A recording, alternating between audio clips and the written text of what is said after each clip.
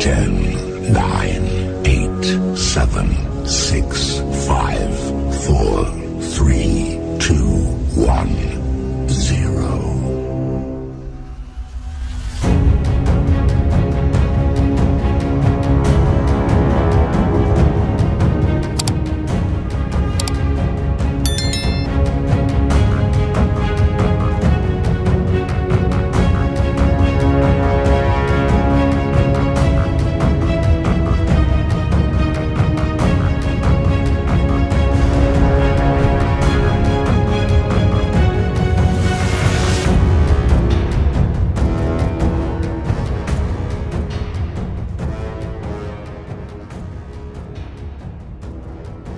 Inilah 4 tahap kudeta Jenderal Soeharto terhadap Presiden Soekarno versi Sukmawati.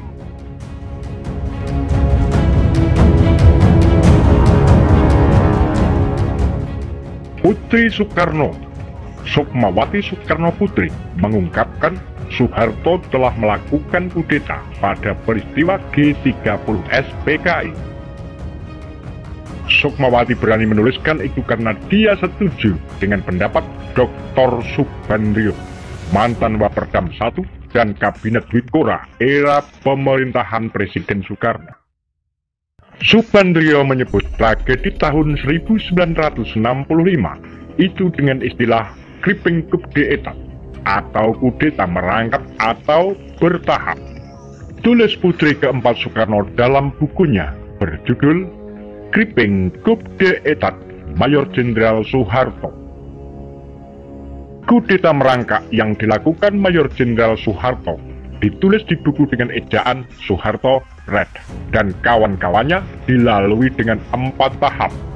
Tahap pertama, 1 Oktober 1965. Terjadinya suatu aksi penculikan dan pembunuhan beberapa jenderal TNI Angkatan Darat oleh kelompok gerakan 30 September yang dipimpin oleh Letnan Kolonel Untung dengan pasukan Angkatan Darat berseragam Cakrabinawa atau pasukan pengawal presiden. Pada hari itu, juga melalui kantor penyiaran radio Republik Indonesia, RRI, Letnan Kolonel Untung mengumumkan tentang dibentuknya Dewan Revolusi dan juga tentang Kabinet Dwikora demisioner. Padahal hanya presidenlah yang berwenang mendemisioner kabinetnya. Tahap 2, 12 Maret 1966. Letnan Jenderal Soeharto sebagai pengemban Super Semak atau Surat Perintah 11 Maret membubarkan PKI. Padahal presiden dan pimpinan partai politiklah yang berwenang membubarkan partai politik. Tahap 3, 18 Maret 1966. Letnan Jenderal Soeharto memerintahkan penangkapan 16 Menteri Kabinet Dwikora yang merupakan kelanjutan aksi mendemisionerkan kabinet. Tahap 4, 7 Maret 1967. Pencabutan kekuasaan Presiden Republik Indonesia, Mandataris MPRS, Panglima Angkatan Bersenjata Republik Indonesia, Panglima Besar Revolusi Dr. Insinyur Soekarno oleh MPRS dengan TAP MPRS nomor 33 1967 yang diketuai oleh Jenderal Abdul Haris Nasution. Sedangkan TAP MPRS Romawi 33 /1967 tersebut jelas inskonstitusional karena hanya MPR hasil pemilu yang berwenang memberhentikan presiden. Kesimpulan saya, Gerakan 30 September adalah nama grup kelompok yang kenyataannya adalah bagian dari Dewan Jenderal Soeharto dan kawan-kawan. Merekalah kelompok G30 September yang mengawali gerakan atau aksi dari kudeta merangkak tersebut, tulis Sukmawati.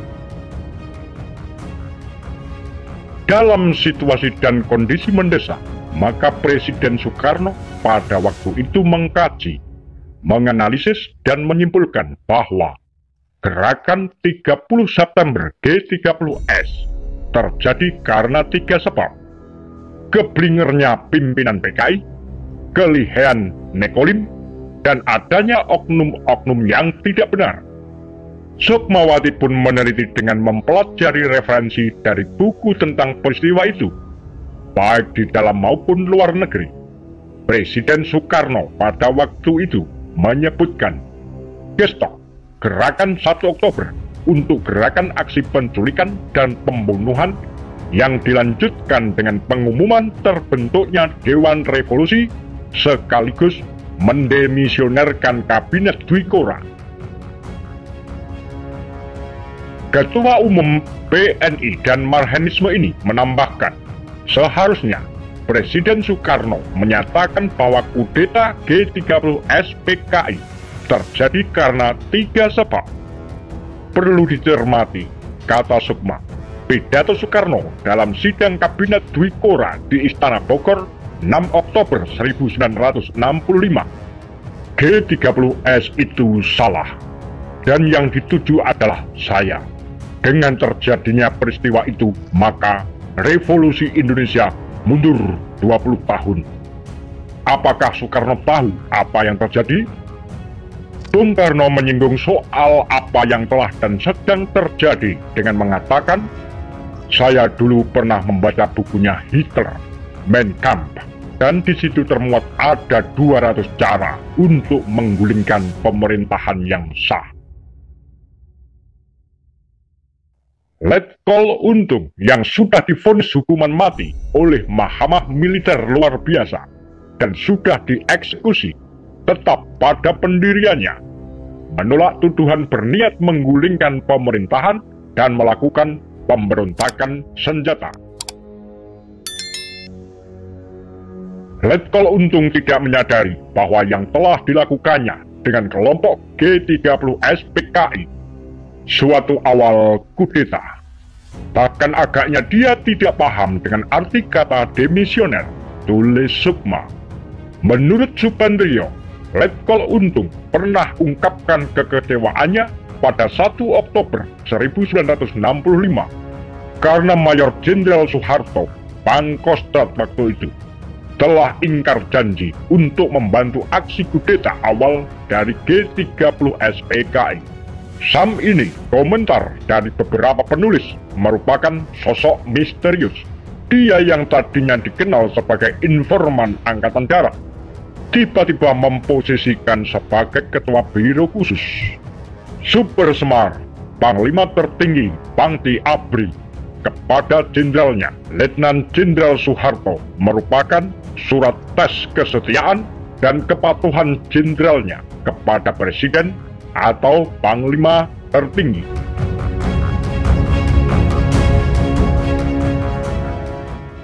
Tanpa Super Semar,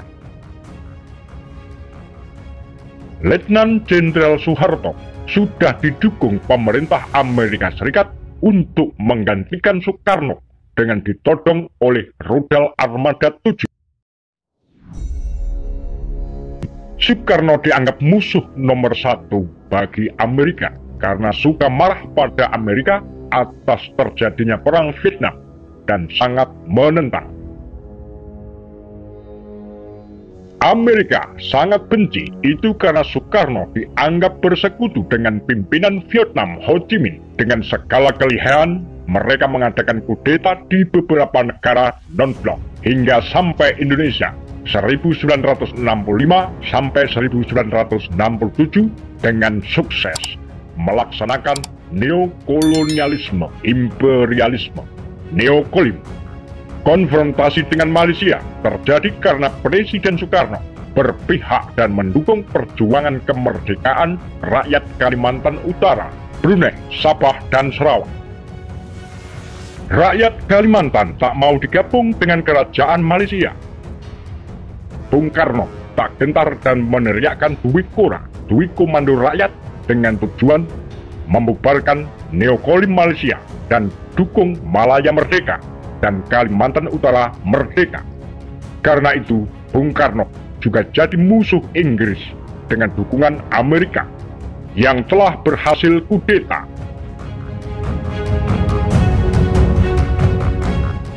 Apa pendapat Anda? Demikian kura-kura, Pagar Lambe Sundel.